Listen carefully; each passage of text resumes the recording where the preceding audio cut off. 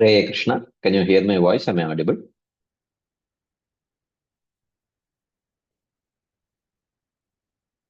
Is my voice audible? Okay, let's start. Namo Vishnupadaya Krishna Parishthaya Bhutale Srimate Bhakti Vedanta Swaminiti Namine. Namaste Saraswati Deve Gauravani Pracharine Nirvishesha Shunyavadi Paschatya Deshatarine. Jai Shri Krishna Chaitanya Prabhu Nityananda Shri Advaita Gadadhara Shivasadi Gaura Bhakta Vrinda. Hare Krishna, Hare Krishna, Krishna Krishna, Hare Hare. Hare Rama, Hare Rama, Rama Rama, Hare Hare. Hare Krishna. So thank you all very much for joining today's session. We have been discussing from the 12th chapter of the 5th canto of Srimad Bhagavatam. I apologize. Last 3 days we had to cancel our sessions because of shifting home and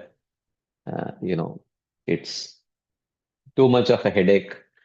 Changing banks and you know setting up the gas connection, internet connection, and uh, you know so many things. So it has been quite hectic. So hopefully we will not have to cancel many classes. That's my always, that's my prayer. But anyways, we can resume now. We have been discussing this discussion between Rahuguna and Jadabharata from the 5th canto of Srimad Bhagavatam.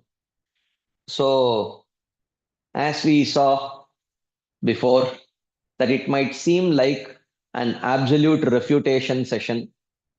It seems like Rahuguna disagrees with Jadabharata and Jadabharata disagrees with Rahuguna. It sounds like that, but it is certainly not a conversation like that. Jadabharata has a very clear agenda in his mind, and the agenda is certainly not to refute Rahuguna. That is not his agenda.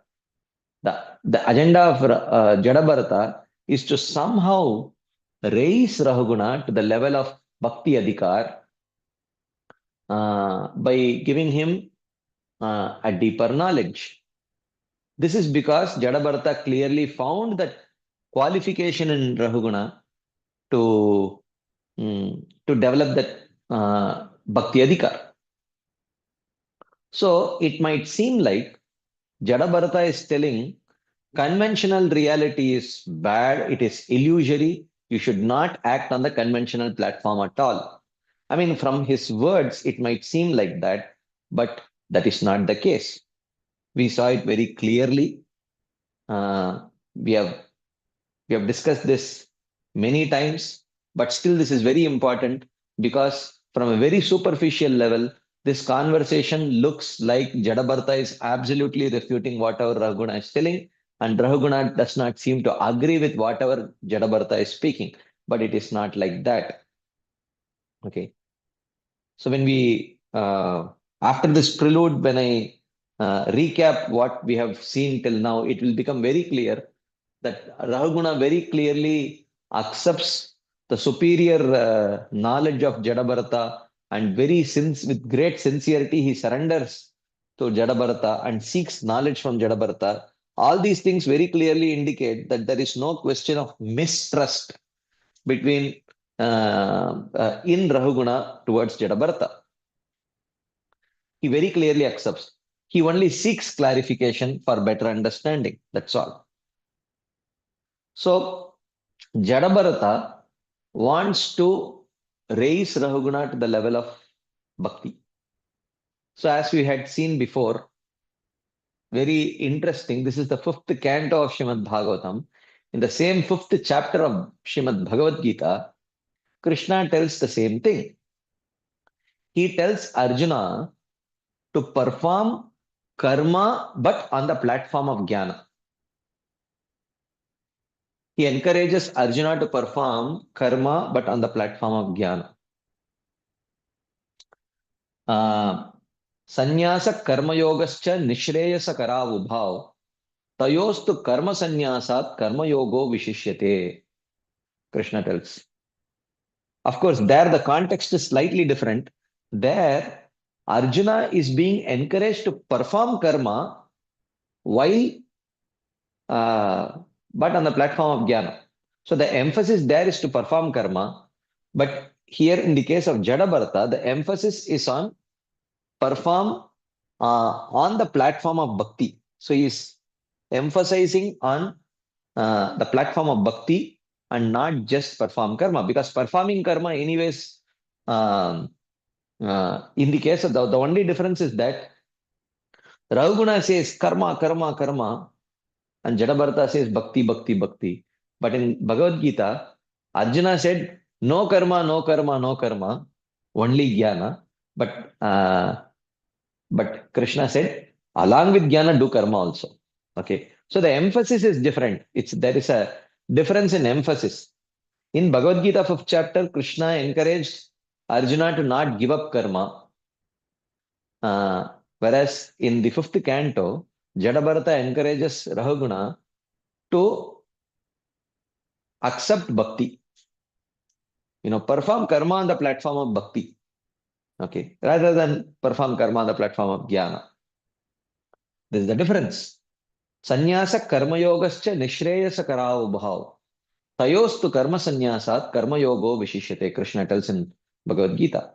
Yes, for a person who is qualified for jnana, there are two options. One is karma sannyas, another is karma yoga. Okay. Karma sannyas is giving up all varnashram duties. Okay. And going to the forest and exclusively focusing on meditating on Brahman. That is one option. But there is another option, which is Nishkama Karma Yoga, but on the platform of Jnana. A person whose heart is completely purified by prior practice of Nishkama Karma Yoga can continue to practice Nishkama Karma Yoga for two reasons. One is for Loka Sangraha purpose, to set the right example for others who may not be qualified for Jnana. Okay. And also for safety purposes. For safety purposes, just to be safe. What if you had prematurely concluded that you have reached the stage of jnana and given up your practices of karma? So then later, when you realize that my heart is not completely purified, then you don't have a means of purification, because the stage of sannyas does not purify your heart. Whereas sannyas is for those whose hearts have already been purified. So then, if you wish to give up sannyas and accept the grihastha ashrama, practice karma yoga, that is socially unacceptable. That becomes socially unacceptable. So this becomes a problem. And if you are a great personality, you are setting the wrong example for people. You think that the spiritual orders are reversible. Today you are a grihastha, tomorrow you decide to become a sannyasi, and day after tomorrow you can again be a grihastha. This is such a wrong example, wrong precedent. So this has serious social repercussions. So therefore Krishna says, you know what? It doesn't matter whether your qualification is karma or jnana. Continue with karma yoga while internally meditating on Brahman. This is what Krishna recommended in Bhagavad Gita. And here Jadabharata is telling that doing karma is not a problem, but having only the understanding of karma, but that are performing karma purely on the platform of conventional reality, and performing karma purely on the platform of karma for some that is not appropriate. You perform this karma for loka sangraha purpose and internally perform bhakti. That way you will establish your relationship with the Lord. That is what Jadabharata is telling Rahuguna.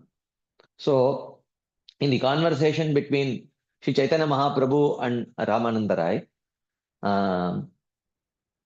when Chaitanya Mahaprabhu asked Srila Ramananda Rai, what is the greatest purushartha, greatest goal that can be achieved? He said, Varnashrama charavata purushena parappuman Vishnur aradyate panta na anyat tattosha karanam. So he said that performing varnashram and, parallelly performing bhakti and pleasing the Lord through this is the highest, he said. Chaitanya Mahaprabhu said, Eho bahya, aage kaho ar. This is all external. He did not say this is illusory. Even though Jadabharata is uh, using the word illusion here, it is illusory in the sense that it will be there today, tomorrow it will not be there, temporary. Okay. And this is very clearly clarified in Bhagavatam only. No, not, I think it's one of the Acharyas mentioned clearly, or it is mentioned in Bhagavatam only directly, that whenever Vaishnava Shastras seem to talk about the illusory nature of this material world, it indicates two things. One is its temporariness, and second is its insubstantial nature.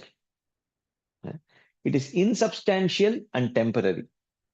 So that is the meaning of illusory when Vaishnava Shastras talk about the material world to be illusory. So, which means it is there now and it was not there later. So, and even when it is there, the pleasure that it gives is very insubstantial. Okay. So therefore, it is illusory. Okay.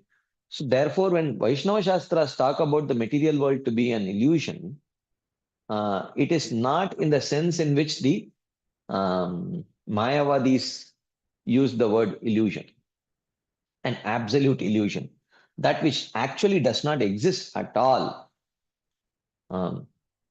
in all three phases of time. That is not the way in which the Vaishnava Shastras describe this material world to be an illusion. Okay, one should not understand it in that sense. Okay. So, Jadabharata is, while seeming to absolutely refute conventional reality, what he means is don't just stay on that platform. Engage in activities of conventional reality, but with the clear understanding of the absolute reality. Okay. And only as much as it is needed. Only that much. For Loka Sangraha, whatever is needed, only that much you engage in conventional reality. Rest of the time, you should engage in absolute reality. Now, again, you know, oftentimes the questions will come. Oh, you mean to say absolute reality means only Shravanam Kirtanam? No. You know, taking care of family is also absolute reality only. Okay. Especially when done in the right consciousness. In the mood of anukulyasya sankalpo pratikulyasya varjanam. In the mood of this is very favorable for Krishna consciousness, this is not so favorable for Krishna consciousness. So as long as the principle of accepting and rejecting something is based on the principle of anukulyasya sankalpa pratikulyasya varjanam and not just merely on the platform of dharma and adharma, then that activity is an act of devotion. That could be taking care of family, that could be accepting a profession, that could be earning a livelihood. You cannot say that those do not fall within the category of bhakti. You know, Srila Bhaktivinoda Thakur calls them as secondary limbs of devotional service. So what is a secondary limb of devotional service? Secondary limb of devotional service means anything which is not directly Shravanam Kirtanam, but which is performed in order to enhance the practice of Shravanam and Kirtanam, either for oneself or for one's dependents, whether they could be family members or extended family members, friends, whomever it may be. So those activities like, taking bath, going for a profession, earning a livelihood, okay, paying taxes, when they are done with the perspective of eventually you know, uh, mm, supporting the primary limbs of devotional service. With that mode, when it is done, those activities become secondary limbs of devotional service only. We don't specifically distinguish them as being this is varnashrama, this is devotional service like that. Okay. Um, yeah, or even brushing the teeth like that. Those are all secondary limbs of devotional service. You cannot say brushing the teeth is varnashrama and you know chanting Hare Krishna is um, devotion. Not like that. Okay. So this perspective of looking at this conversation is very important, and practically every day I emphasize this perspective because it is important. Because from a very superficial look, it doesn't look like this kind of a conversation. It looks like actually Jadabharata and Rahuguna are at loggerheads. This is not true. How do we know it is not true? Look at what Rahuguna tells Jadabharata. He says, I offer my respects to you, having an eternal blissful form like the Lord. So now, this is how Rahugana sees Jadabharata, which means if he sees him like that, he is certainly not going to refute his arguments. Okay. You have hidden your eternal experience of bliss in the form of a Brahmana. Even though you are a great personality, maybe you have an eternal body like the Supreme Personality of Godhead, but you have covered it, like that he says. So, which means he is holding Jadabharata on such a high pedestal, which means certainly he is not refuting whatever he says. Okay. Your words are the medicine for me who has been bitten by the snake of false identity with the despicable body. Your words are nectar. You see here. So basically, he accepts. Rahuguna accepts. Yes, I have been bitten by the snake of false identity with the despicable body. False identity with the despicable body.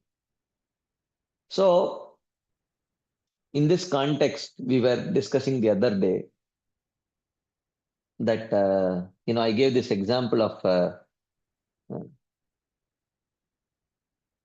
I gave this example of the wife asks the husband, okay, how much does the television cost?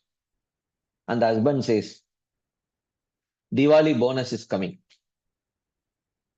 So this is the question, this is the answer. Now she asked the cost of the television and he answered, Diwali bonus is coming. So now what is the connection between this? This is an outright uh, disconnected, meaningless answer. Okay.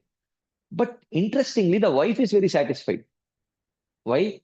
Because the husband understands what is behind that question. Okay. And the wife understands what is behind that answer. Right. Only the third person observer who is observing this conversation is scratching his head. He thinks that very straightforward question, but absurd answer.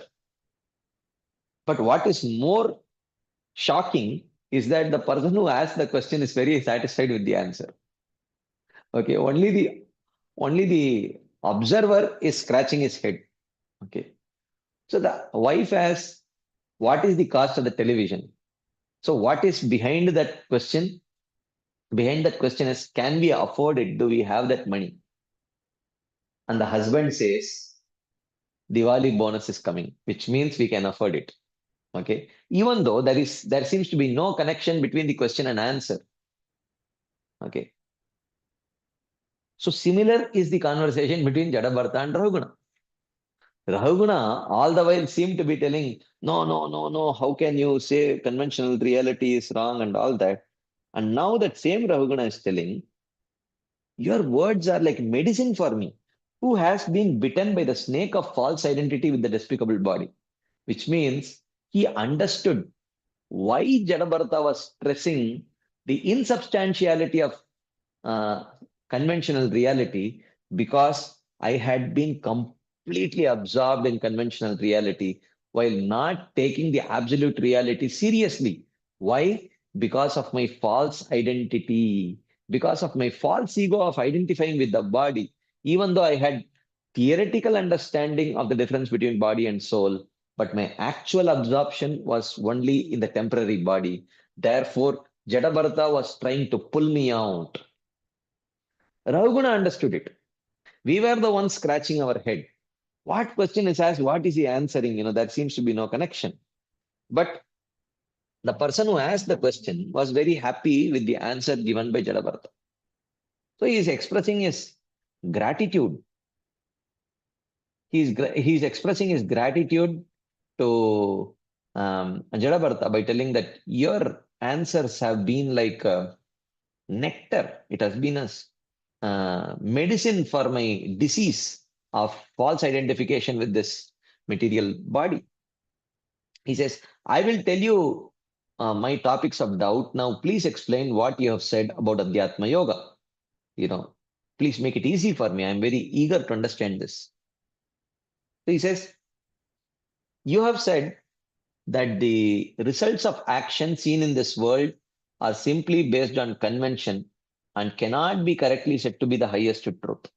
You said that, you know, whatever results seen in this world cannot be told to be high, cannot be mentioned to be the highest truth. I understand that, but my mind is bewildered by this. I cannot. More. Okay. So, so Jadabharata starts responding to Rahuguna. He said, He is because the whole setup is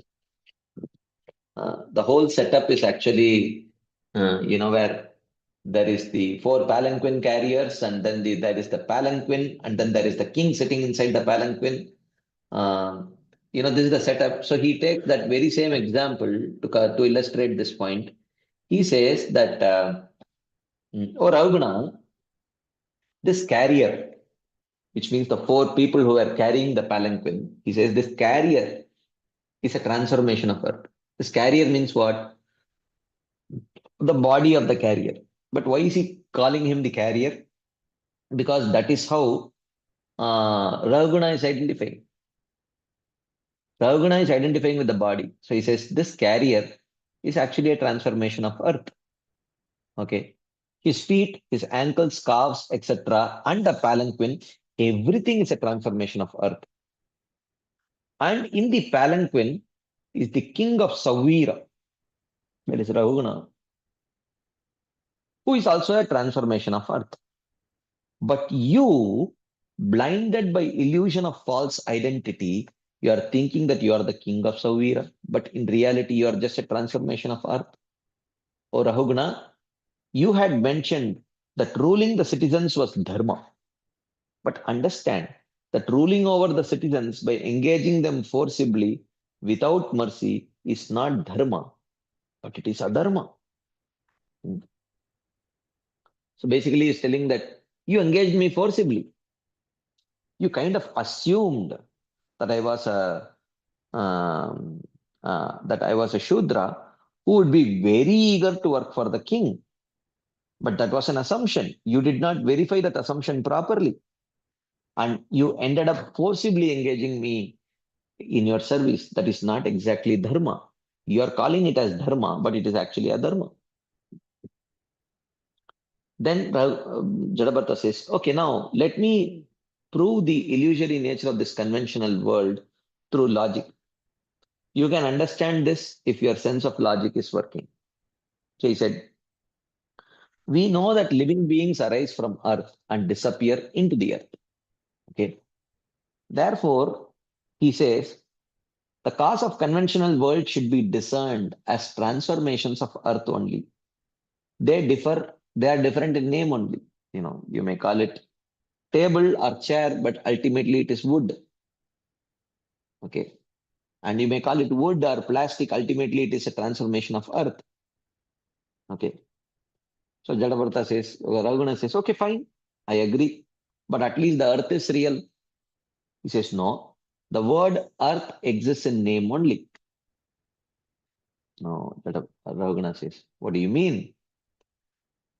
He says that the earth can ultimately be resolved into atomic particles, paramanus, hmm, yeah, which are actually the cause of earth. So earth actually cannot exist except for these particles. Then Ravaguna says, fine, at least the paramanus are real, or the atomic particles are real. He says, no. These particles have been imagined by the mind out of ignorance by philosophers in order to explain the effects of this world as we perceive. Okay. So the whole Paramanu is just an imagination by the philosophers to explain the visible reality.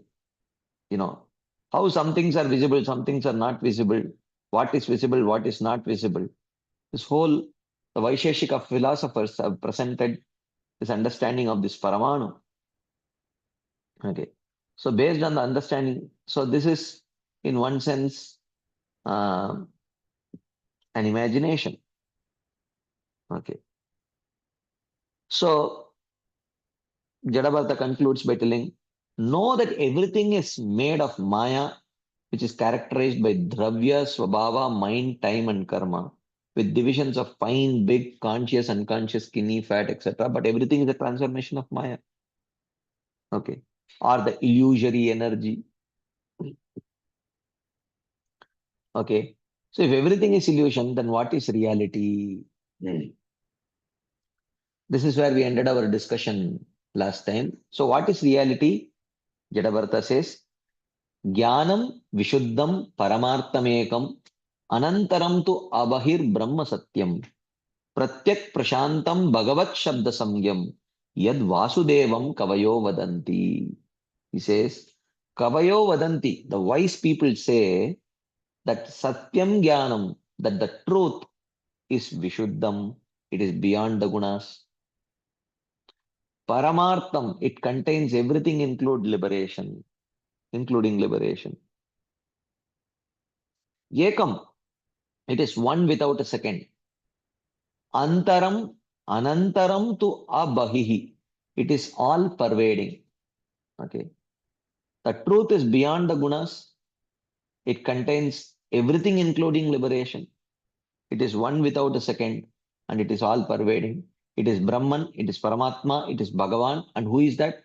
Yad Vasudevam Kavayo Vadanti. The wise people call that absolute truth as Vasudeva. Vadanti tat tattvavidas tattvamyad jnanamadvayam brahmeti paramatmeti bhagavan iti shabdate. Okay. Yad Vasudevam kavayo vadanti. Hmm. So, uh, the wise say that the truth is beyond the gunas. So he says that this is a reality. And Jadabharata is suggesting that you're too busy engaging in this conventional world, but this is actual reality in pursuit of which you should be engaging your life and soul. This is what is the suggestion of Jadabharata to King Rahuguna. So then what is the truth? The previously mentioned truth or the tattva is said to be that which is known by the authority of the scriptures. Kavayo, kavayaha. Okay. That is what Bhagavatam says, Vadanti tat tattvavidas tattvamyat jnanam advayam. And that knowledge is beyond the gunas, truth. Okay. So knowledge of bhakti is beyond gunas. Knowledge of the soul as being different from body is also a knowledge which is sattva-guni. It is not beyond transcendence. Soul is transcendental, but knowledge of the soul as being different from the body is not transcendental knowledge. It is knowledge in sattva-guna only. Okay. And that absolute truth is supreme from which arises liberation. It is without a second. Ekam. It is devoid in internal and external, which means it pervades everywhere. It is all pervading. The absolute truth is all pervading. This knowledge is also Brahman, Paramatma, and Bhagavan. Brahman means the impersonal aspect worshipped by the Jnanis. It is called Paramatma, which is worshipped by the yogis. And Prashantam means that in which the jiva is extinguished. And Bhagavan is the aspect worshipped by the devotees. They say that these three forms are included in Vasudeva, the son of Vasudeva, who is the most complete form. Okay. And he quotes verses from Bhagavatam and other literatures to establish this. The Lord is called as Brahma Sanatanam, Purnam Brahma Sanatanam, Krishnaya Paramatmane, Tatastu Bhagavan Krishna. So these are the three verses which are quoted to establish that Krishna is all the three features of Brahman, Paramatma, and Bhagavan are included in Krishna. In Gita also, Krishna says, Brahmanohi Pratishta Aham. I am the basis of Brahman. I am the source of Brahman. I am the shelter of Brahman. In Bhagavad Gita, he also says, Vishtabhyaham idam kritsnam ekam shena sthito jagat.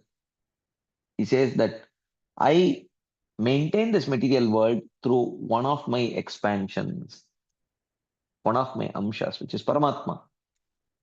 And he also says, Vasudevo Bhagavatam. Amongst the forms of Bhagavan, I am Vasudeva, he says. So the word Bhaga in Bhagavan means Aishwarya or Lordship. This also implies those who are controlled by the Lord.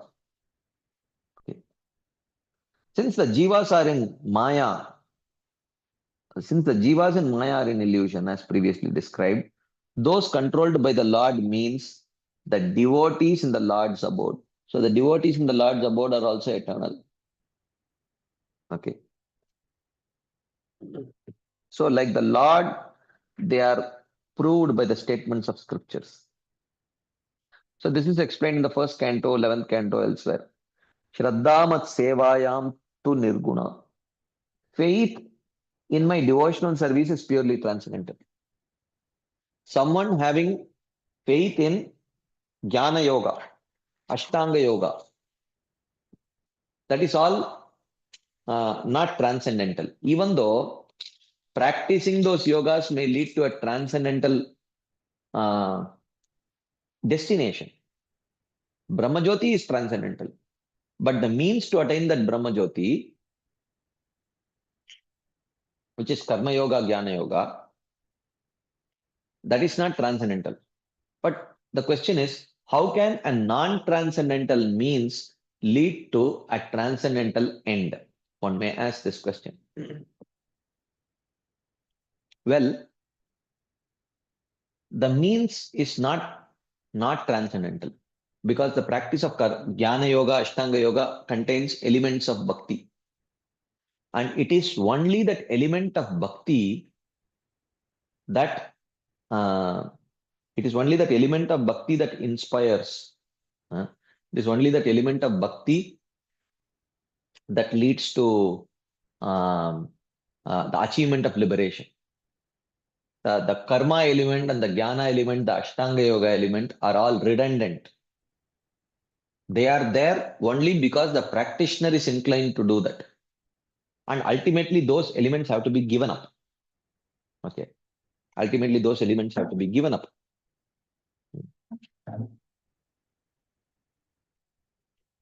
So, anything related to bhakti is said to be eternal truth as well.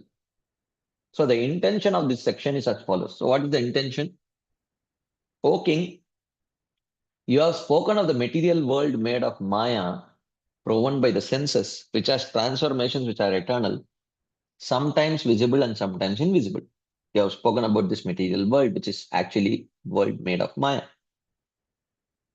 You must accept the temporary nature of these material things. You see, he says temporary. So, which means when he says illusory, it means temporary and insubstantial. So he says that you have spoken of the material world made of Maya, which is proven by the senses. You must accept the temporary nature of these material things since they are limited by time and place according to your own opinion.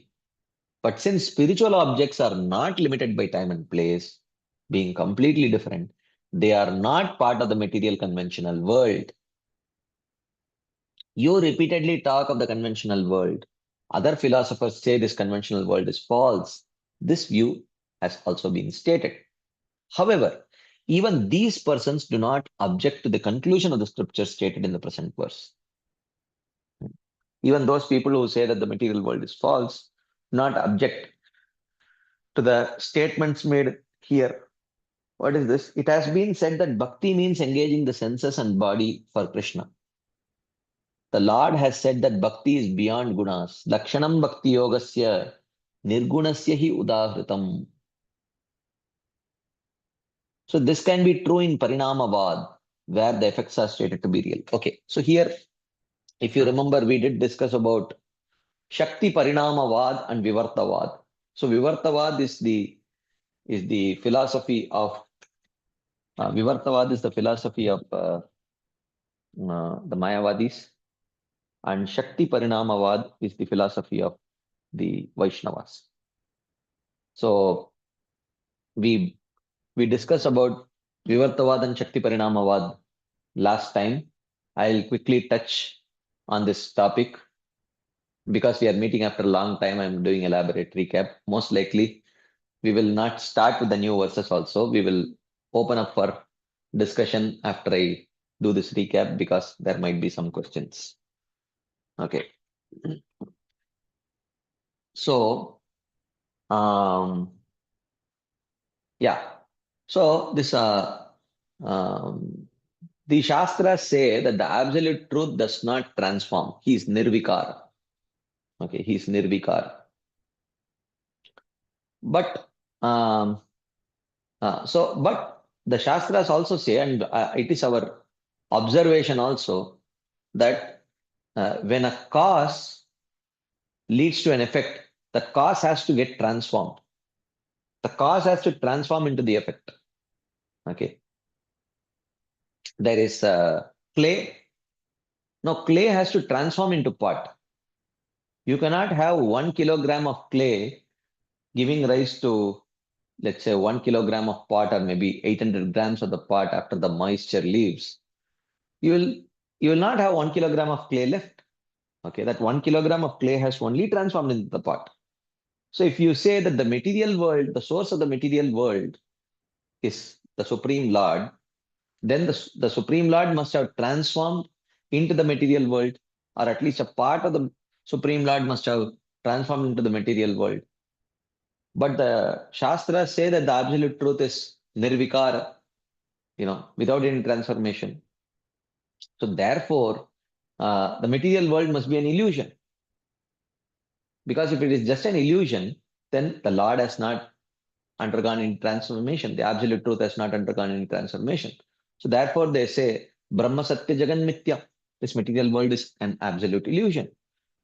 The Vaishnavas say, no. Yes, the absolute truth does not undergo any transformation, but his energies can undergo transformation. Shakti Parinamavad. Parinama means transformation, change.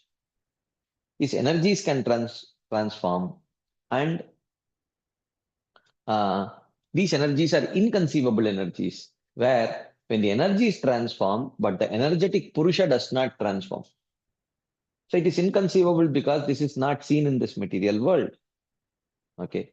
Where the energy is only transformed, but the energetic Purusha does not transform. This is not seen in the material world. Okay. So this is Shakti Parinamavad. So I can understand very well that the material body and the senses become spiritual by the contact with bhakti, which is like a touchstone. In Vivartavad or Mayavad, however, the effects are said to be unreal.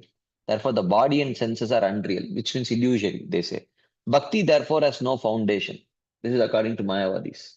Okay. How can it be said to be beyond the gunas? When the Guru at the time of teaching says, I will now teach about Nirguna Bhakti, the person taught is non-existent according to the Mayavadis because it is an illusion. Everything is an illusion. How can the Guru teach? It is like sowing the seeds in the sky. How can Krishna Bhakti exist? Moreover, how can prema arise through practice Moreover, how can the Lord be controlled by prema? All these things they reject. For the Lord with inconceivable powers, nothing is impossible. The Lord himself has said, hmm, Yesha buddhimatam buddhir manisha cha manishinam yat satyam andriteneha martyena apnoti mam ritam. So in the 11th canto, Krishna tells Uddhava that Yesha buddhimatam buddhir manisha cha manishinam. This process of bhakti is the supreme intelligence of the intelligent and the cleverness of the most clever. Why? Yad, for by following it, uh, one can in this very life make use of the temporary and unreal to achieve me, the eternal reality.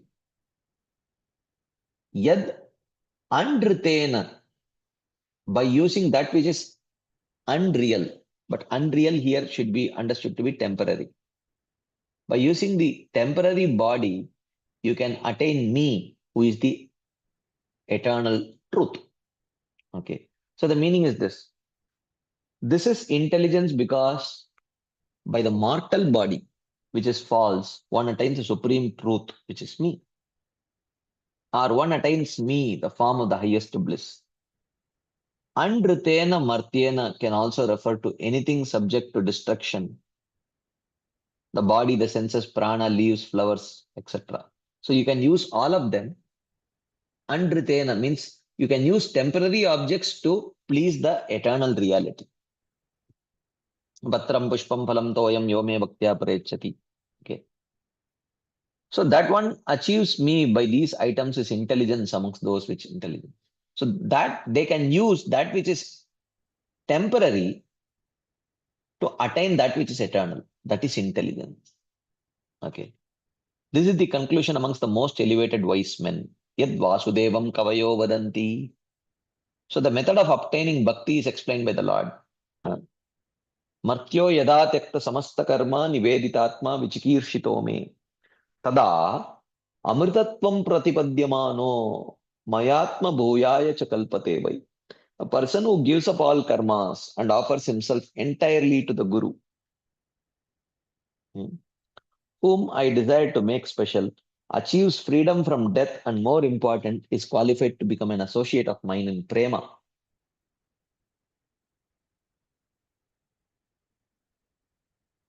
Seven more slides left. Okay. He says, when mortal being gives up karmas, completely gives up the desire for varnashrama dharma and gives I and mine to me in the form of the Guru, when he decides with determination, I offer whatever I have in this life and the next to the feet of the Lord, then I desire to make that person special. Though he arises from false conception. Even though he may be a sadhaka who is troubled with anarthas, but martyo yada tyakta samasta karma.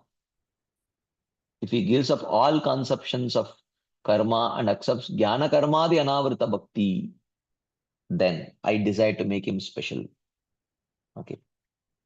I will make him devoid of the gunas. Nirgunoma dapashraya. He who surrenders to me is beyond the gunas. Not being affected by Maya, he is not temporary but eternal. Since he is not affected by ignorance, he is not false but based on his Swarupa. Previously, he may have interacted with the material world as much as necessary, which means by Yukta Vairagya. So the meaning is this.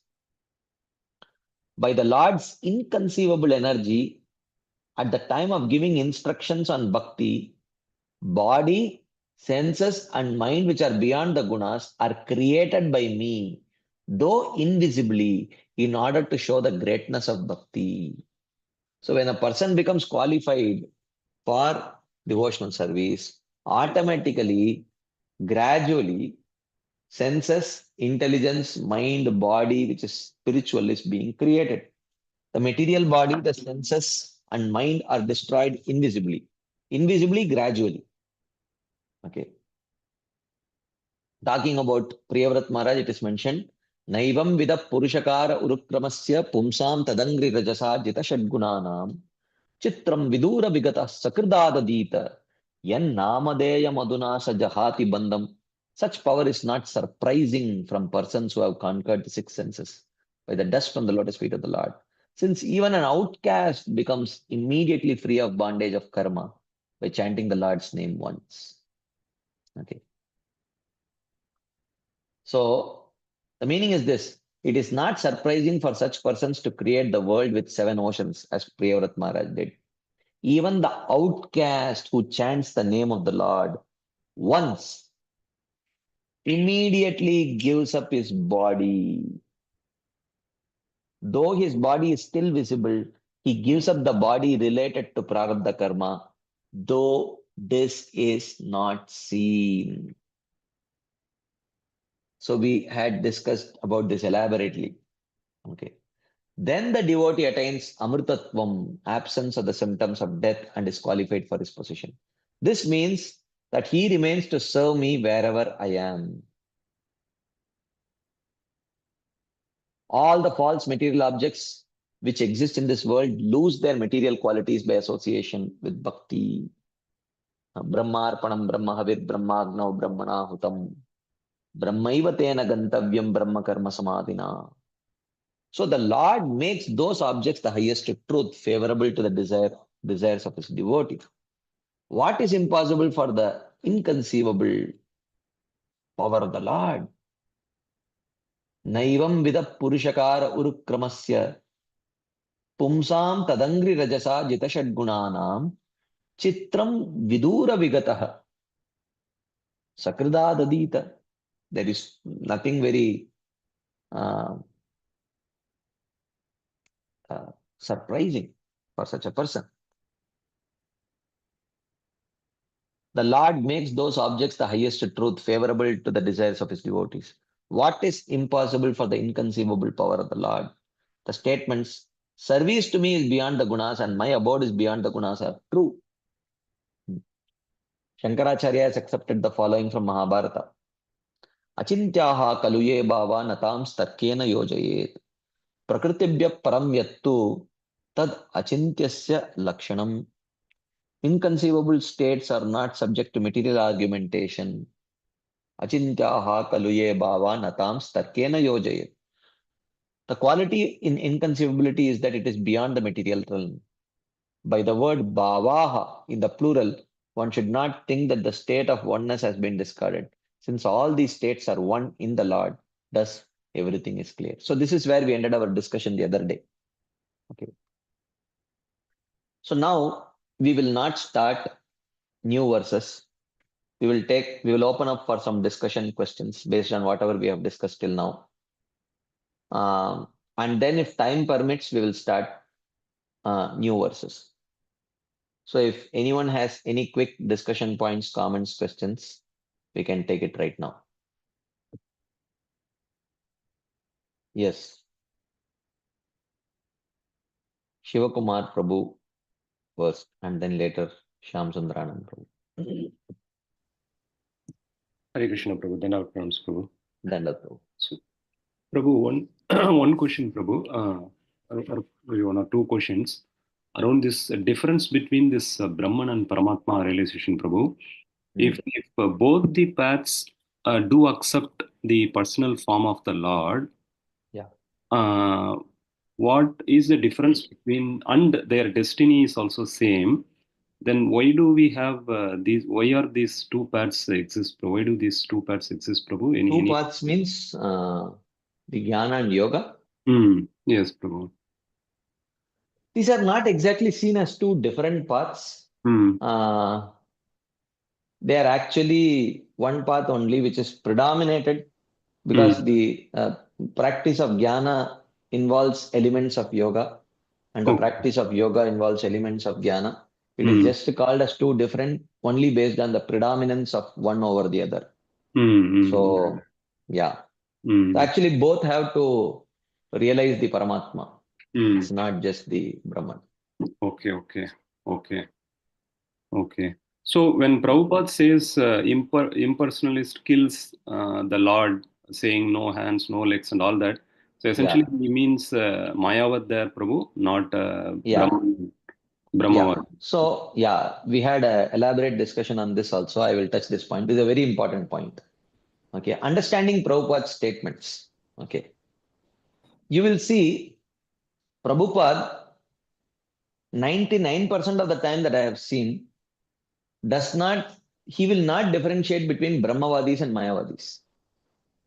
Even though Brahmavadis worship the personal form, accept the personal form, and worship the personal form.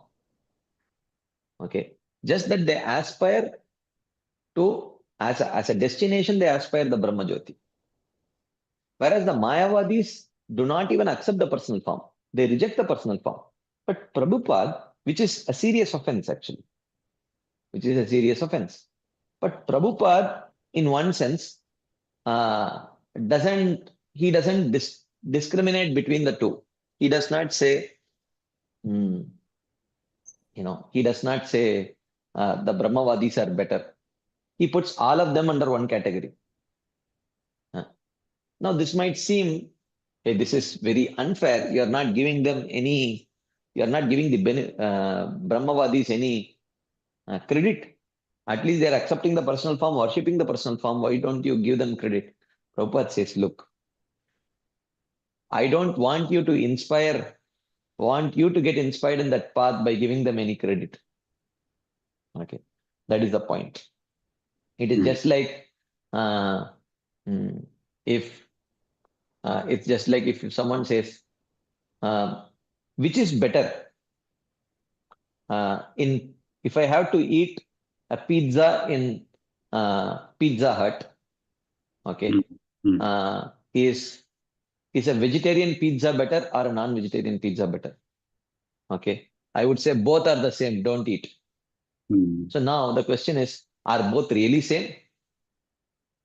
Well, no. Definitely that which is vegetarian is better. But from the perspective of both being non-prasadam, both are not good. Both are not good. So therefore, from a practical perspective, neither Mayavad is to be practiced by devotees nor Brahmavad. Okay. As a practice. So, for all practical purpose, because neither you want that person to eat meat pizza or vegetarian pizza in Pizza Hut. So, why go into the detail of distinguishing between, Brahmavad and Mayavad? So, Prabhupada, you will see oftentimes, he won't bother to distinguish between them. He will call everyone as impersonalist. So, because ultimately, Kaivalya Nistarakau, our whole parampara is engaged in saving people from the impersonal destination. Okay. So Mayavadis won't reach that destination only, but even those who are ready to reach that destination, they are wasting their valuable potential to establish a relationship with Krishna. And because that Brahmajyoti is an eternal destination, therefore it is a great distress if someone gives up that opportunity and that potential to establish a relationship with Krishna and eventually land up in Brahmajyoti. So you will never see Prabhupada giving a very technical differentiation between Brahmavad and Mayavad. Okay, because that is a redundant this thing. Because by making such a distinction, it might seem like Prabhupada is endorsing Brahmavad. Well, Krishna himself endorses Brahmavad in Bhagavad Gita, but Prabhupada would not do, because Prabhupada is not here to preach Bhagavad Gita. Prabhupada is here to preach bhakti. And Bhagavad Gita is only conclusively bhakti. Only as an ultimate conclusion, it presents bhakti. But it also talks about Karma Yoga, Jnana Yoga, Ashtanga Yoga. So Prabhupada did not come here to preach Bhagavad Gita. Prabhupada came here to preach the conclusion of Bhagavad Gita. So therefore you will see in Prabhupada's explanations, whether it is a chapter on Karma Yoga or Jnana Yoga or Bhakti Yoga or Ashtanga Yoga, in all these chapters he will write only the conclusion. Sarva dharman parityaja mamekam sharanam vraja manmanabhava madbhakto madhyajinam mam namaskuru. Mm, mm, So because he has come to preach the conclusions of Bhagavad Gita, mm, so therefore, um, you know, that is, uh, you will see the difference. You will mm, see he is not endorsing. mm, Okay. mm, While Krishna is also not endorsing Karma Yoga, Jnana Yoga, but Krishna is actually allowing it in Bhagavad mm, Gita. But Prabhupada will not allow. mm, mm, Prabhupada will not allow. mm, Okay. Because he has come for a specific mission. mm, mm, He has come for a specific mission mm. like that. Okay, okay, Prabhu. So, Prabhu, just one more question, Prabhu. Now, when we talk about this, uh, the the purusharthas and Uh-huh. the pursuits, the highest pursuit in this world, as liberation on the ground of I don't know, dharma, Prabhu. I'm just picking up this aspect. Um, Now, when we talk about this dharma, I think we have elaborately talked about this conventional reality and things like that. So, any reason why dharma cannot evolve into love, Prabhu? Is it? I mean, our understanding is it is counterproductive at some point. I'm trying to understand why it is that way. Is there any insight? Well, that is a system. See, ultimately, Mm, uh, dharma itself is actually duty bound consciousness. mm, mm, Okay. And that duty bound consciousness is also with a goal of selfish motive. okay. Okay. Mm, Some selfish mm, motive. mm, Okay. mm, So, but bhakti is on the platform of love. mm, And love can come only through people who are themselves lovers. mm, That is the system created by Krishna. mm, Okay. mm, Love can be distributed by those who possess it. mm, Okay. mm, So the devotees who possess that love, mm, when they carry that love in their heart and come and touch the other living entities, they mm, act like touchstones where mm, other person also develops that love. mm, mm, mm, So mm. that Okay, is the system. okay, okay, okay. Just So it one. is not, so Krishna has not uh, put love in Mm, the assembly line. mm, That you start out as a very selfish person and you will automatically become a lover of Krishna. mm, So if Krishna would have created like that, mm, then it is like in one sense like you don't have a choice. mm, You get into the assembly line, you will automatically the end product will be Krishna prema. mm, So Krishna does not want. Krishna bhakti means at every level there has to be an conscious exercising of one's free will. mm, You choose Krishna over matter. You choose mm, Krishna over sense gratification. So mm, that choice should be there, and mm, the living entity should experience the joy of experience of exercising his free will to choose Krishna over something of this material world. mm, mm. Okay, okay, okay, okay. And Prabhu, just one last question, Prabhu. You brought up an important point. When we talk about this free will has to be there to exercise the choice. Uh, uh, are we not seeing in our experience that the situations that we are put into in this life has some role to play in exercising my free will? In that sense, does it not mean that Krishna does influence us to pursue that choice actively? Well, uh, okay. So now the question is, did Krishna personally choose to put you in a particular situation, Mm, and or is it your karma? I see both, Prabhu, is what I would say. I I don't mean, think are they you can talking eliminate about devotees or are you talking about non-devotees? non-devotees also, Prabhu. And when I So talk about non-devotees, mm, on what basis a particular situation that a non-devotee is put in, mm, what decides that particular situation? mm, Now, okay. Krishna's empowerment has to be there, Mm, but the okay. rules for putting that jiva in a particular situation is decided. Is it personally decided by Krishna? Not necessarily, Prabhu. No. Not necessarily. Not. Remove that necessarily. Okay. Not. Krishna does not. Samoham sarvabhuteshi name dveshyosti na priyah. Krishna Mm, is very clear about it. mm, I am not predisposed towards anyone in a favorable way or an unfavorable way. I mm, am absolutely neutral. mm, Okay. I am absolutely neutral. okay. Okay.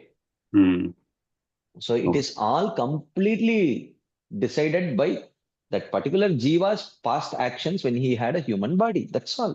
Mm, mm, So mm, Krishna does not influence. Krishna empowers because karma itself is an inanimate thing. mm, So that needs an animation. That animation is given by Krishna. mm. Okay, Prabhu. But and the favorable experience, Prabhu, that the devotees give, is there not Krishna's hand in there to positively impact? Yeah, yeah, but not to a particular jiva. Hmm. Krishna is very, uh, Krishna wants, Krishna desires Hmm. that all the jivas Hmm. get bhakti. Hmm. Hmm. Hmm. Okay, Hmm. not any specific jiva. Okay. So he wants all the jivas to get bhakti. Hmm. So in that sense, Krishna has empowered all the devotees with his bhakti shakti Hmm. to go and influence the jivas. Hmm. But which jiva to influence, Krishna does not. Krishna does not tell anything. Okay. Thank you so much, Prabhu. After a few days of break, today's discussion is so uh, nourishing that it's like drinking tender coconut in a desert, Prabhu. Thank you so much. Hare Krishna. You had some more questions which we had discussed over the WhatsApp. If time permits, you can bring out those questions after we take up Sham Sundaranand Prabhu's Yes, uh, Prabhu. Thank you so much. Keshav Priya Mataji's questions. Yes, thank you. Yes, Sham Sundaranand Prabhu. Thank you very much, Prabhuji. Prabhuji, sorry to ask because you explained multiple times, but somehow didn't get into my head. What is the difference between that Vivartavad and Shakti Parinamavad? Shakti Parinamavad is like transformation of the energy, and Yeah. Vivartavad is like, Vivartavad is like the Lord is getting transformed, and Yeah. Shakti So no, Parinam. they say that if Vivarta is true, if transformation is true, then the source must transform. If you say that the effect is real, then without the source transforming, you cannot get a real effect. So So that means the without clay is there, the clay has to get transformed into pot. Yeah. Okay, so the clay doesn't So- exist anymore. So the clay doesn't exist anymore. At least the clay has to transform. If you have 100 kilograms of clay, you make a 1 kg pot. At least 100 kilograms of clay will not remain. 99 Okay. kilograms will only remain. Okay. So they say, but the Shastras say that the absolute truth is nirvikara. So if you Okay. accept that statement, then the only way the material world, you can explain the material world is by explaining that the material world is an illusion. Because if it was real, then you will have to accept that the absolute truth actually undergoes transformation. Because without the source getting transformed, you will not get any real effects. Okay. Correct. So if the effect has to be accepted as real, then you have to accept the absolute. And if you ascribe that real effect to the absolute truth being the cause, then you will have to accept also that the absolute truth undergoes transformation. But the Shastras very clearly say that the absolute truth does not undergo transformation. So therefore, the only reasonable conclusion is that the material world that you see must be unreal.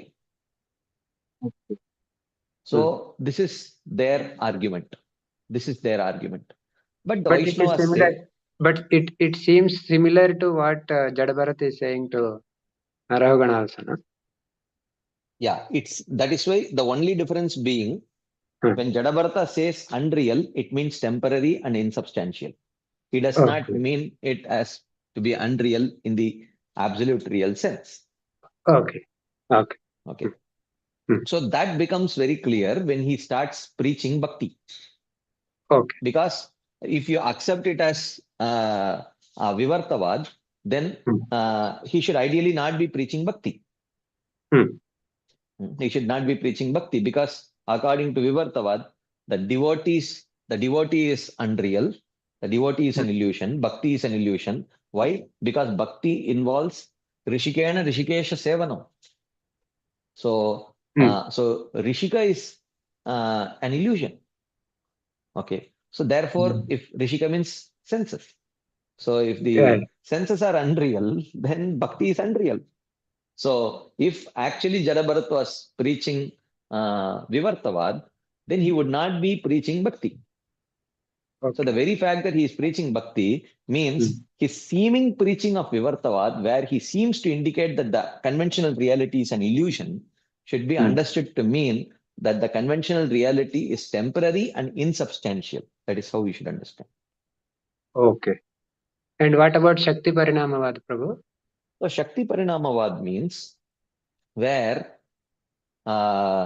inconceivable energy of Krishna or of the absolute truth can transform without the Shaktiman Purusha getting transformed. Okay.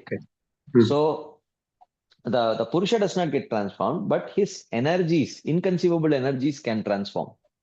So that is why Gajendra addresses the Lord as Adbhuta Karanaya. Adbhuta Karanaya means what? Karana means source. Adbhuta Karanaya means the inconceivable, astonishing source. Why astonishing? Because when the source has to essentially transform to become the effect. But in the case of the Supreme Lord, he is Adbhuta Karanaya. Why? Because he, without any transformation, he can create the source, multiple sources, without himself getting transformed. And how he does it? Through the Achintya Shakti. Through his own Achintya Shakti, he accomplishes that. So that is why it is called as Shakti Parinamavad. An example for this project? Like the material universe is created by the transformation of material energy without the Shaktiman Purusha, who is, you may call it as Karanodakasai Vishnu or Krishna, not transforming at all. So, you have a manifestation of the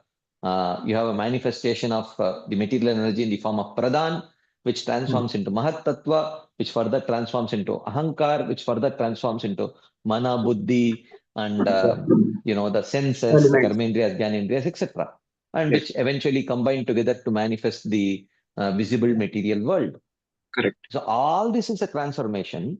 But if you see the actual source of the transformation, it is the energy of the Supreme Lord. But it is why inconceivable? Inconceivable because when the energy transforms, the energetic Purusha also transforms, generally in this material world. Why? Because of identification with that energy. Okay. But Krishna, because it is just Bahiranga Shakti, he does not get transformed. So therefore, it is he is addressed as Adbhuta Karanaya. Something similar to Purnamadam, Purnamidam. Yeah, exactly. Purnasya Purnamadaya Purnameva Avashishyate.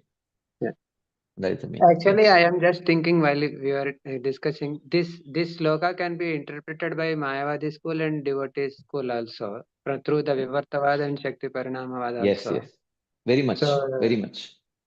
so this is like you are saying that we are applying for the energy is getting transformed. Yeah. But the Mayavadis can use it to say that, okay, see, this world is not getting, I mean, although everything is coming from the absolute truth, it remains same. That means it is unreal. So Yeah. they can support their stance with that. Yes. Yeah. Because the So, Lord wants, that is how the Shastras act as Mohini Murti. Okay. okay. So they Then, act as Mohini Murti. So the devotees get one meaning, and Mohini purposefully allows the non-devotees to extract another meaning so that they can be happy in their own interpretations. now, I am getting a question now.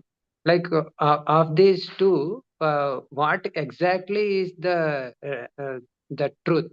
Devotees will argue that this is the Shakti Paranamavad is the correct, and the Mayavadis will argue their stance is correct. Correct. So how is it like two political parties? Whomever I like, I will vote them to. Is it like that, or how is it like? Is it like we have to talk about our experience? Then again, our experience is also limited. Yeah. How we So have to arrive at any conclusion here? actually, no one can arrive at a conclusion, because to arrive at a particular conclusion or subscribing to a particular philosophy comes through particular adhikar. Okay. Okay.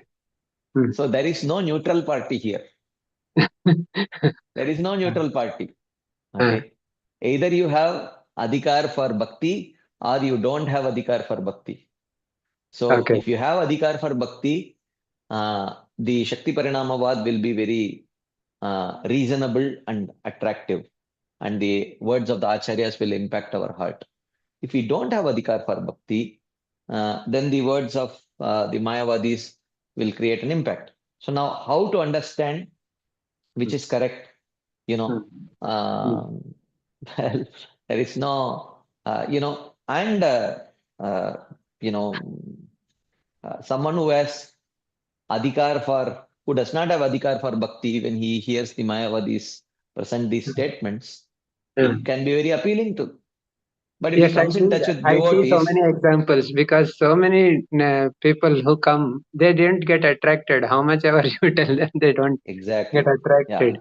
But gradually, when they get some Sukriti and they develop that faith, then they will accept.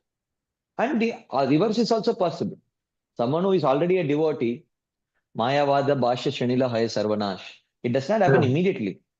yes, Slowly, correct. slowly, slowly, slowly, slowly, slowly, the poison is sown, and slowly you lose Bhakti Adhikar. How do you lose? Because when you Mm, hear certain things which are offensive, mm, subtly offensive towards the Supreme Lord. And when mm, you keep watering those offensive seeds, mm, then they gradually destroy the creeper of bhakti. mm, So oftentimes we say that, Mayavadis mm, have always become devotees, but devotees have never become Mayavadis. This is the proof that bhakti is better. Oftentimes we give mm, this argument. Okay, but this mm, is this is not a complete argument actually. This is a flawed mm, argument actually. mm, So because our Shastras themselves say that mm, if you associate with them, your mm, bhakti will get destroyed. And if your bhakti will get destroyed, then mm, you will become a materialist again, you will become a Mayavadi again. So it is very mm, much possible. So mm, this argument is is actually a dangerous argument, because in Chaitanya Charitamrita also, there mm. are examples of devotees who have become Mayavadis. Oh, really? Yeah, due to offenses. Okay.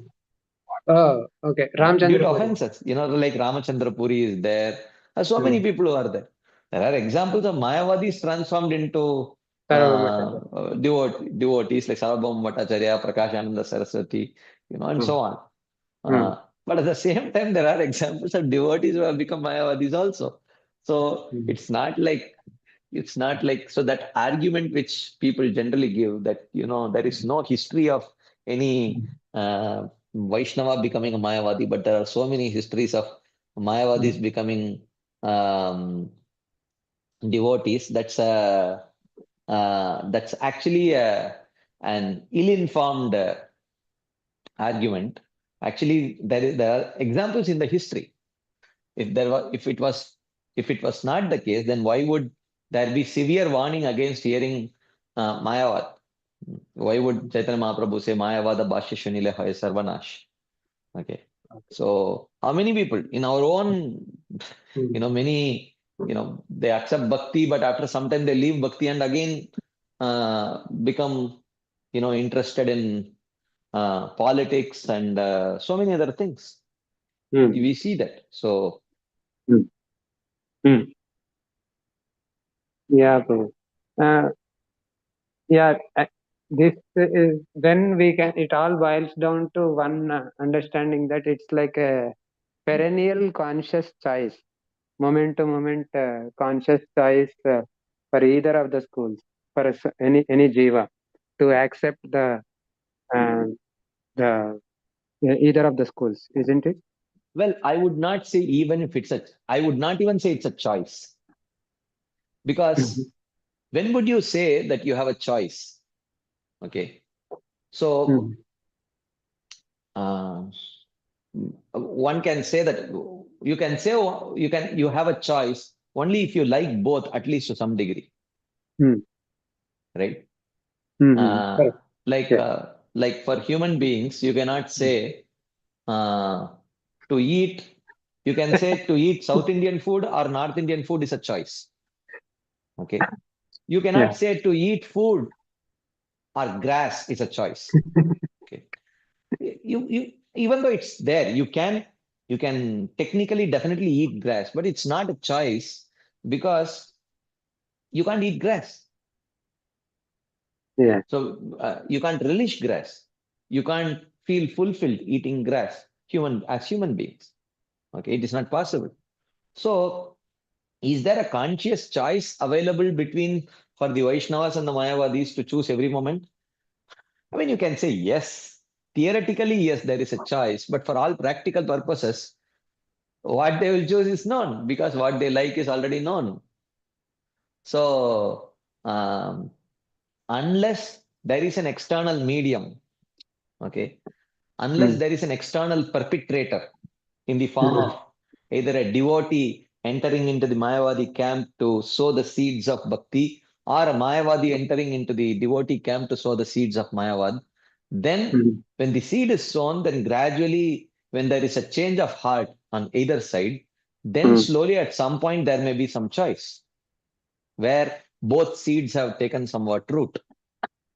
Uh, but once there is only one seed, the other is like grass. For human beings, grass is not a choice. Even though you may say that, why not?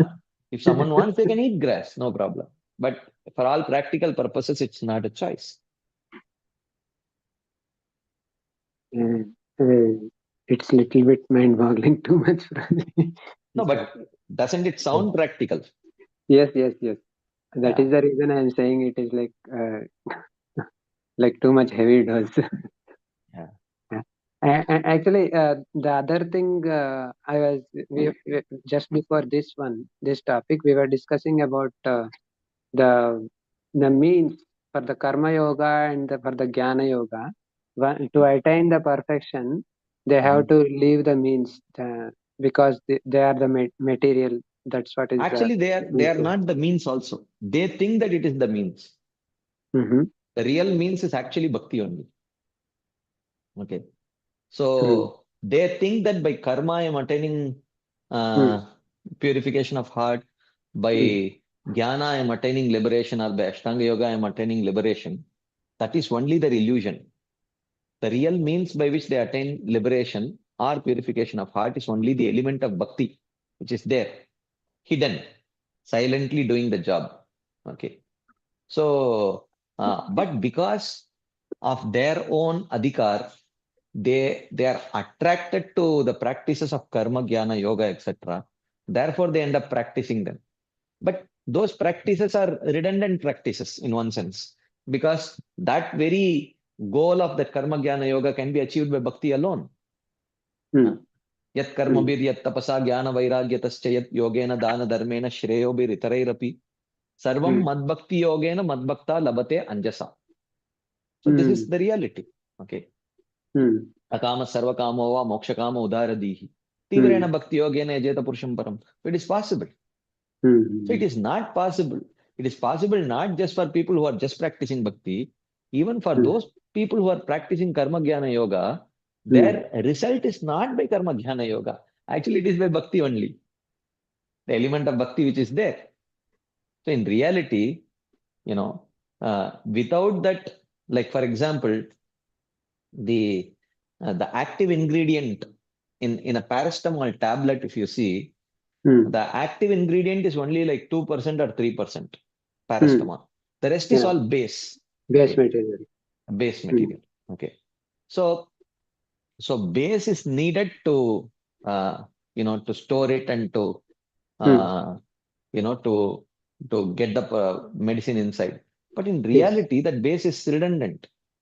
Correct. You can directly take a small liquid of that paracetamol and put it in your mouth, without that base also. Yes. Okay. So, and that's how it's administered to children. Hmm.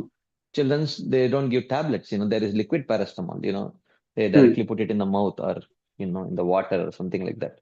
Hmm. So, so that's the point. So, even for karma yogis, jnana yogis, ashtanga yogis, it is Hmm. not by karma, jnana, or ashtanga yoga that they get the result. Actually, it is the element of bhakti which is there. So Hmm. that karma, jnana, yoga is only because they are attached to it. But in reality, their goal is delivered to them only by that element of bhakti. That's all.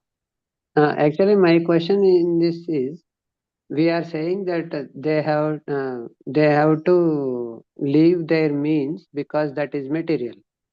So Yeah, what is actually, that is not a material? complete understanding. We say Uh-huh. it like that. Uh, They have to give up their means what uh. they think as the means they have to give up. Okay, so what they In think as the reality, the means they, means they don't, in reality, the means they should never give up. That means no, is no, bhakti. what is they think that is material they have to give up to get their destination? What The is that practices of activity, or what is that ah, activity which the they have to practices give of up? the limbs of jnana, Hmm. karma, yoga, these are all either sattva-guni or rajoguni. But the limb of bhakti is transcendental. No, that is So, what I am also trying to understand here. Yeah.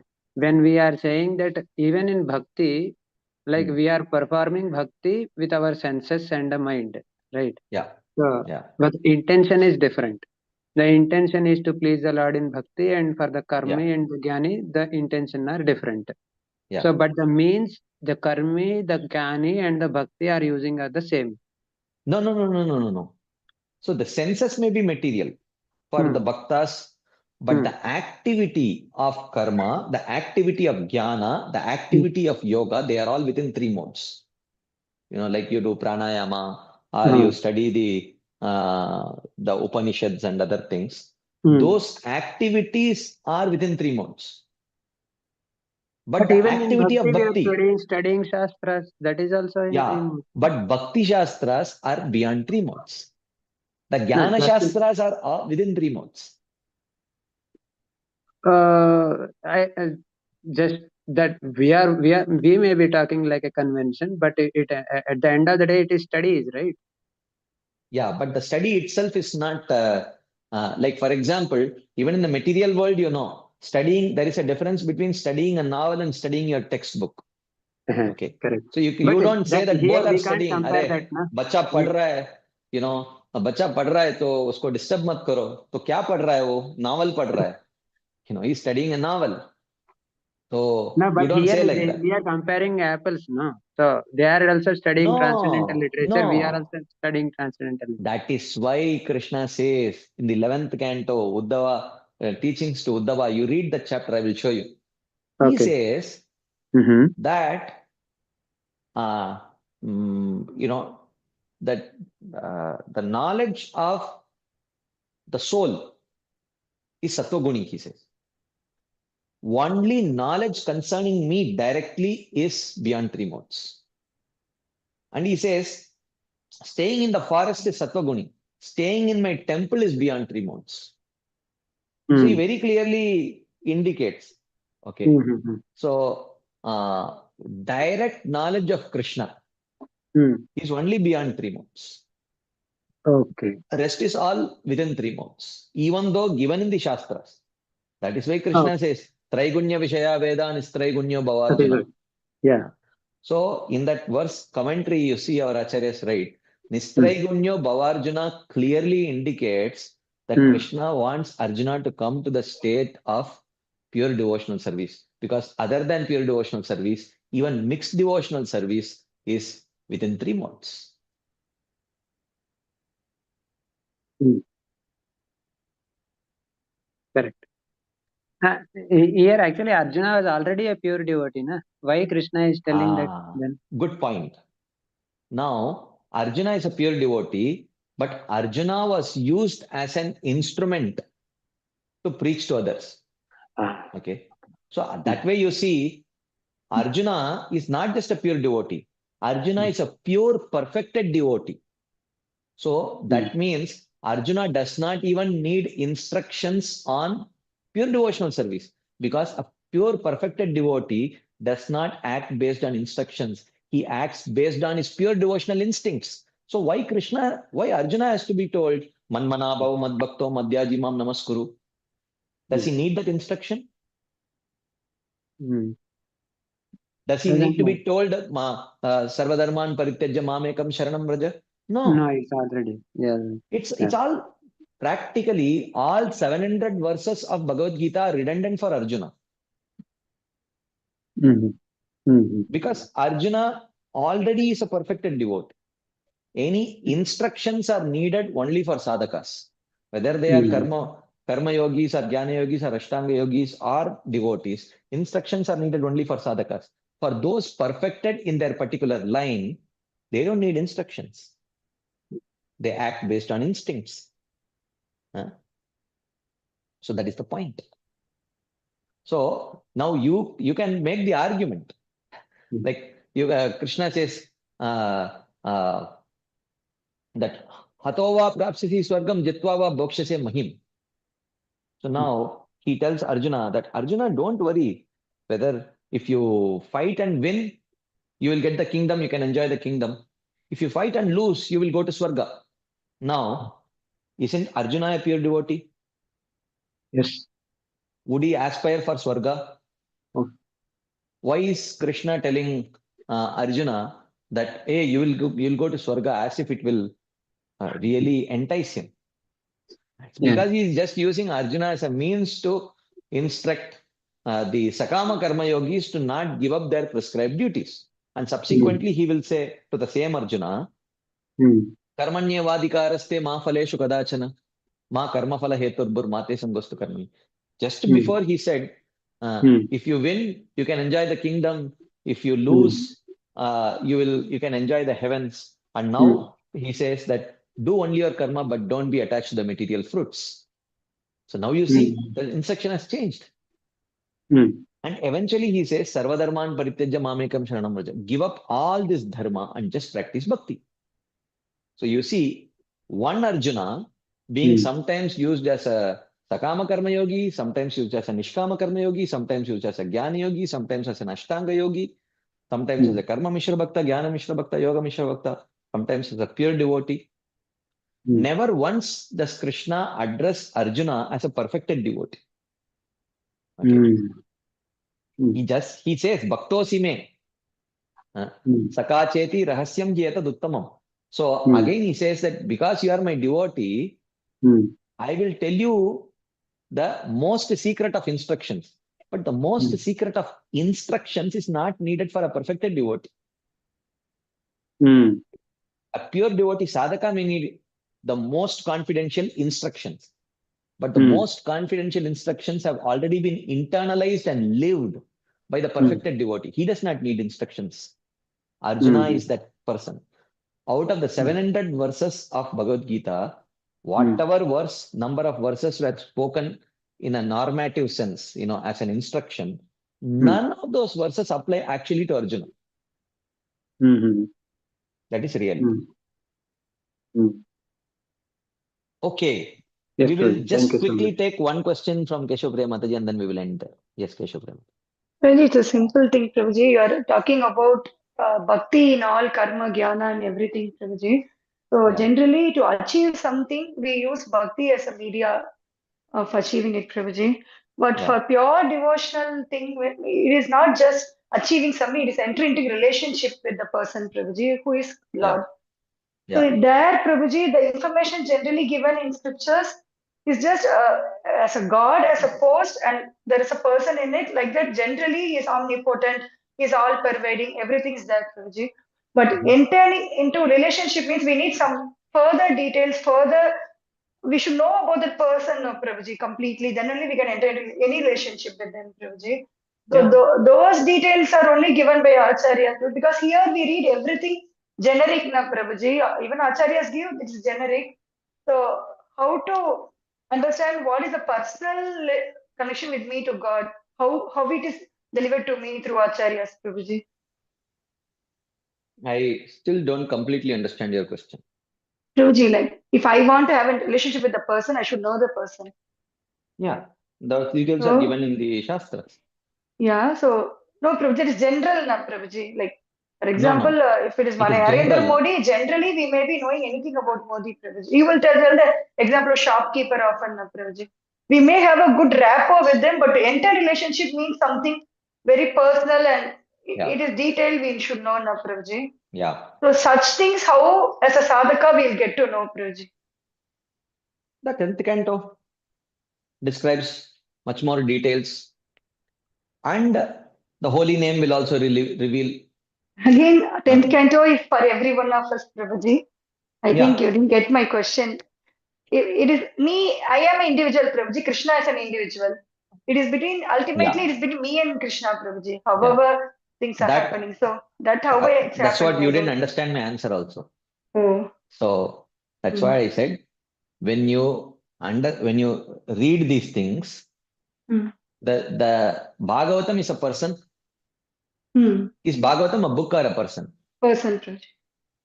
So if he is a person, he Mm. will interact individually only. Oh, oh. So you think that when I read Bhagavatam and when Mm, a great devotee reads Bhagavatam, we are getting the mm, same information, but it is not like that.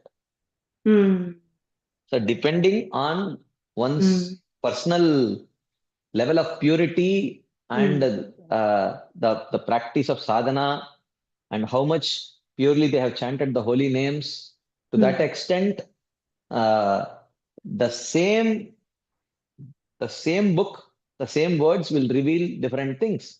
And at some point, it will reveal, uh, uh, words which you will interpret according to your personal relationship with Krishna. At this oh, stage, it may not be clear, but gradually, mm, when purification happens, mm, then the same person, Bhagavatam, mm, will communicate different messages. What you see as a generic message now, in your mm. stage of perfection, may see it as a personal message. Great. The words will remain the same. Thank you, Prabhuji. This is what I want to ask you, Prabhuji. How personal message I will get. Very, very nice. Thank you, Prabhuji. Hare Krishna. Okay, so I think we should pause here. We will continue this discussion tomorrow. So today afternoon, as usual, every Ekadashi we have afternoon 12 to 2 instead of the afternoon session, we have Japa session. So devotees who have time, you can join same Zoom link. You can join 12 to 2. We will have every Ekadashi Japa session. So you are all welcome. So we'll pause here. Thank you all very much for your patient listening and your enthusiastic participation. Srila Prabhupada ki jai, Srila Vishwanath Chakravarti Thakur Pad ki jai, Srimad Bhagavatam ki jai. Hare Krishna. Thank you very much.